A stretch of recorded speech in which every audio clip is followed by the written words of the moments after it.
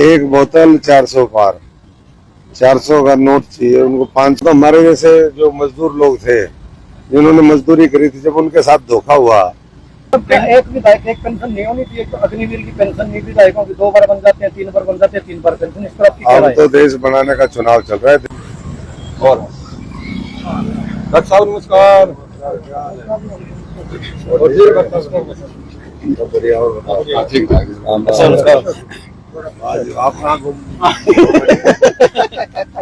और बताओ, सब कैसे चल रहा है इलेक्शन?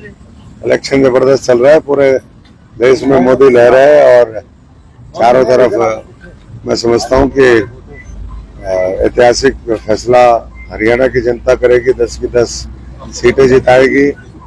और जो मोदी जी को 400 सीट का देश की जनता गुलदस्ता देगी, उसमें एक चमकदार फूल सिरसा का भी होगा और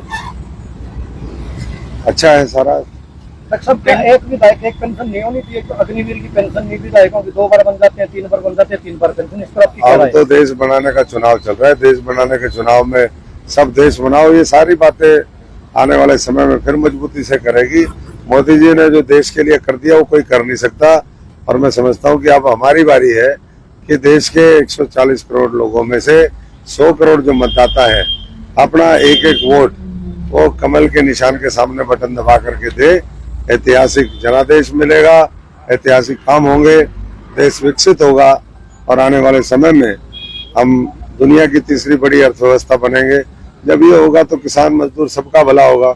अभी भी 3.5 लाख करोड़ के जो हमारे किसानों के हक में जो सीधा उनके खातों में पैसा गया है, फसल बीमा योजना का, हमारे किसान सम्मान निधि का, तो हर क्षेत्र में हर वर्ग को ध्यान में रख करके नीतियां बनी है और आगे फिर बनेगी। जिस तरह से लगातार विरोध आपका कई जगह हुआ है, क्या लगता है वो कौन लोग हैं? वो तो निकम्मे से लोग हैं। जो लोग दूसरी पार्टियों के हैं, जिनको अब लगता है कि हमारी दाल निकल रही है, उनके आप चेहरे देखोगे, आपको पता चल जाएगा कि ये दूसरी पार्टियों में सक्रिय लोग हैं।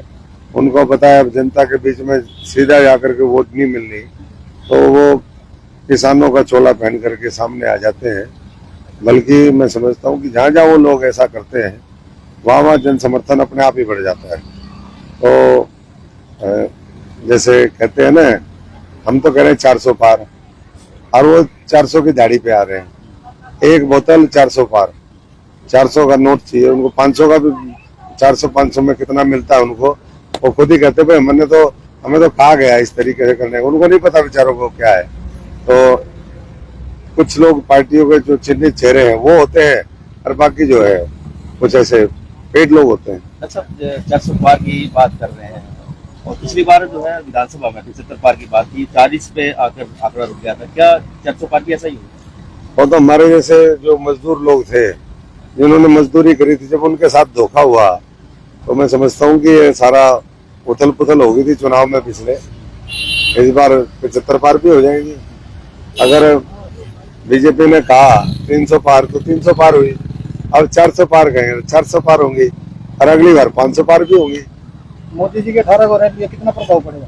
जबरदस्त। मोदी जी का मैं समझता हूँ कि उनके आने से एक एक वर्कर पार्टी का वो उत्साहित होगा, जनता में संदेश जाएगा और कैसे देश को आगे सब लोग मिलकर के लेके चलेंगे, वो एक रोड मैप जो उनका है वो भी लोगों के बीच में रहेंगे।